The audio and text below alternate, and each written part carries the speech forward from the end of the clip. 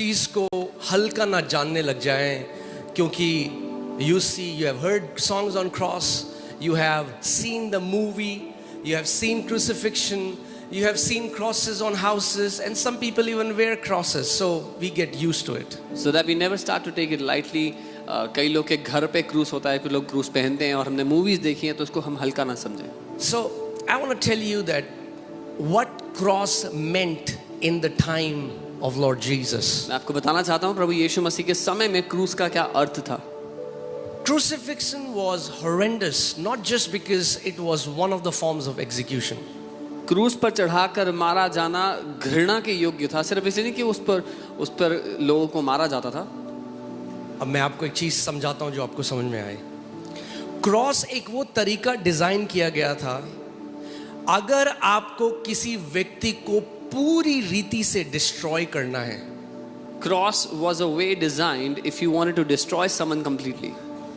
और अगर किसी व्यक्ति से आपको जो बोलते हैं ना बिल्कुल दुश्मनी निकालने वाली बात है, तो कैसे एक व्यक्ति को मारा जाए जो ना केवल इसको दर्द हो मगर सोशली हर एक तरीके से इसको वर्स्ट, ये एक सांस दर्द, एक्सट्रीम दर्द सहता सहता शर्मनाक जो मृत्यु है वो क्रूस है. And if you hated somebody and you wanted to pay back, the worst way to kill someone was on the cross, when they would gasp for every single breath until they die. Okay, let me say it this way. It was designed by the Roman Empire to be the most humiliating.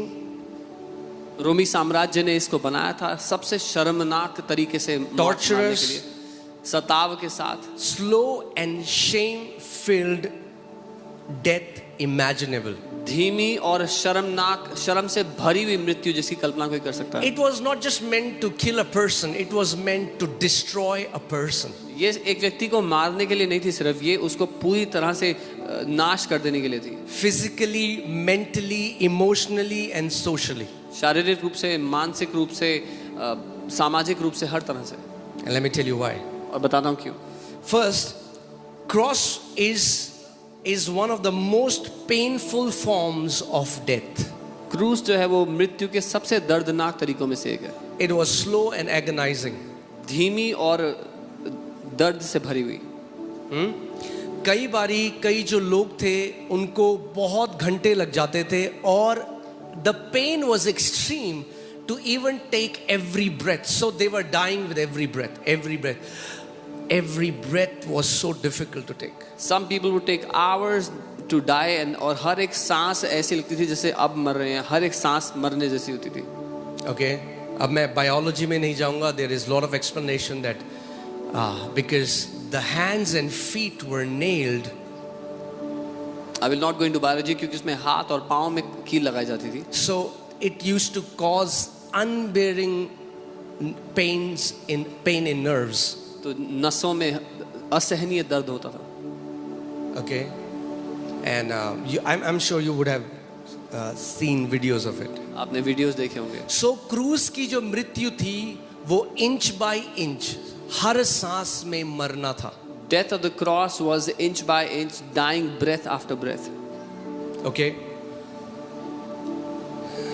and then we'll understand this great love with which God has loved us.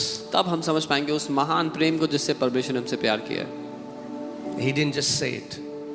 उसने सिर्फ बोला नहीं, He demonstrated it. उसने सबूत के साथ साबित करके Okay, दिखाया. so second point, it was public and purposefully shameful. ये लोगों के सामने और जानबूझ के शर्मनाक तरीके से बनाया गया. क्रूसिफिक्शन जो पब्लिक जगह है जहां सबसे ज्यादा भीड़ होती है वहां पे किया जाता था. Crucifixion was done in a place where there's most amount of crowd. आज किसी को फांसी लगती है, जब किसी कैदी को, तो किसी को पता नहीं चलता, एक बंद कमरे में उसको फांसी लगा दे. क्रूस ऐसा नहीं था. क्रूस केवल मृत्यु देना नहीं था, क्रूस एक शर्मनाक मृत्यु देना था सब लोगों के सामने. Today when someone is hanged till death, it's done in a closed room, but cross was done publicly before everyone, just to embarrass them. जिस व्यक्ति को क्रूस पे चढ़ाया जाता था उसको बिल्कुल नंगा कर दिया जाता था सब लोगों के सामने। आप कई बारी आपने कैथोलिक चर्चेस में या कहीं पे आपने देखा होगा क्रूस में यीशु मसीह, और आपने देखा होगा एक कपड़ा लपेटा हुआ है, कोई कपड़ा नहीं था। The person who was on the cross was made completely naked. In Catholic churches, you will find this cross where Jesus on the cross and there's a cloth wrapped around him. There should be no cloth.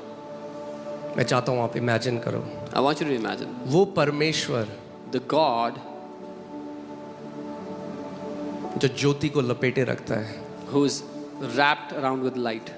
उसको नंगा कर दिया गया They made him naked आपके और मेरे लिए। for you and for me.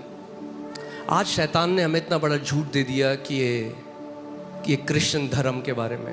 Today, the devil has given us such a big lie that it's about आप the कभी religion of सोचते हो कि ये Christianity. क्यों बंदा इतना अगेंस्ट बोलता है, ये ईसाई क्यों बोलता है? Because I am trying to come against that spirit of religion that tries to mask the beauty of Christ, क्योंकि यीशु मसीह ईसाईयत से बहुत अलग है। You would be wondering why I speak so much against the religion, because Jesus is so much different from the religion. आमीन। आप सोच सकते हो वो शर्म Can you imagine the embarrassment? कि वो व्यक्ति जिसका लोग आदर करते थे, जो हर कोई उसको नहीं जानता था कि वो परमेश्वर है जो दे धर कर आ गया, मगर फिर भी बहुत सारे लोग उसने इतने लोगों को